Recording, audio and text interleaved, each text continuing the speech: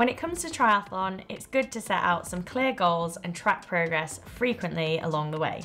Training for triathlons at whatever distance can be a daunting feat, which is why we're going to take you through the best ways to plan, prepare and evaluate in order to be successful at the sport. If you like this video, please make sure to give it a like and subscribe to the SLT channel for more like this. First things first, why is it important to set goals and to track progress? There are several reasons, so here are some of our key ones. Motivation being a huge one. You're unlikely going to be jumping out of bed pre-work or rushing to put your cycling kit on when it's raining outside if you don't have a good enough reason why to motivate you. Setting a big goal, one that is perhaps daunting, gives us good purpose and direction for training. One that motivates you to push on and get it done. It's very satisfying ticking off those tougher sessions when you know that they've got you one step closer to the end goal. An example of this is picking a big race that seems quite scary that you're working towards. Having specific goals also helps you to stay focused and helps you prevent wasting your time and energy on things that are not going to help you get there. It's important to keep the goals specific and measurable in order to prevent this. Consistently tracking your progress and working towards a goal or goals also helps improve performance. It helps you to identify areas in which you need to improve and provides you with some accountability, making you more likely to actually stick to your training plan. Before you do anything, we recommend taking the time to assess your current fitness levels. It's important to know where your current weaknesses lie in order to prioritise those areas over your strengths. This could be done with an FTP test on the bike, some swim time trials, or maybe a 5K run at max pace to see where you're currently at. It's encouraged to do regular testing throughout your training to see where you're comparing along the way. We can all be guilty of doing the things that we are good at, as those are the things that we generally enjoy the most, but we need to see where our fitness lies and our weaknesses to expose those areas and work on the bits that need the most help. Set specific goals that are measurable. For example, I really want to improve my swimming, so I've specifically written down the pace I hope to be able to hold over my race distance by 4 months' time. This way, I can frequently do the testing style workouts to see how far off the pace I am, which hopefully improves throughout the training. Create or use a specific training plan to help you get to those goals. Following something that is designed to help you is so important so that you're getting the most out of your training and not wasting time on things that aren't going to help you. When you're not following a plan, it can be easy to get sidetracked and do workouts that are not going to help you to get towards those goals. You can be expending energy in areas that you don't need to do. I can definitely be guilty of that. If I'm not sticking to my training plan, I end up doing some extra high intensity classes because I enjoy them, but really they're probably not going to help me in my triathlon training, and I'd be much better using the time in the pool perfecting my swim.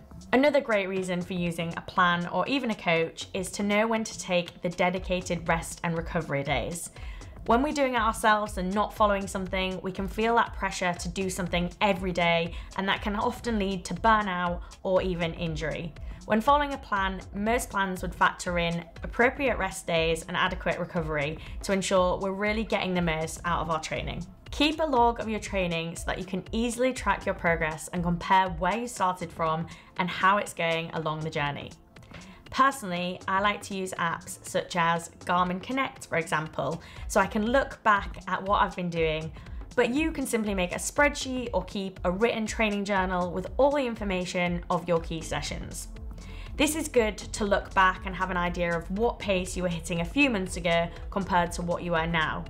For me as well, I also like to keep notes of how the session felt. So even if I achieved the workout, it's good to know and look back in a month's time that actually I found it really difficult then, but now I'm finding it much more comfortable, which is another way to see that the progress is actually working.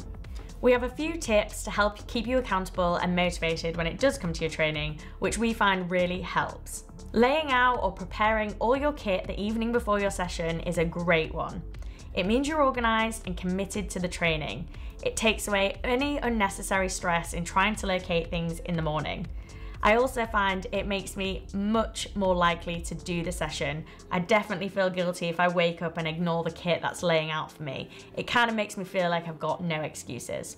We also recommend having meals and snacks prepped ahead of the day so you're never low in energy or not getting the proper recovery for your training. We don't want any excuses, and fitting in triathlon training around life can be difficult, and often some of the reasons we don't get the training done. For me, I like to prep overnight oats in the fridge so that I've got that first thing in the morning ahead of my session. It's also a good idea to bulk cook dinners so I can have leftovers for lunch if I'm squeezing in an afternoon run session. I can walk straight in and I've got a meal there waiting for me.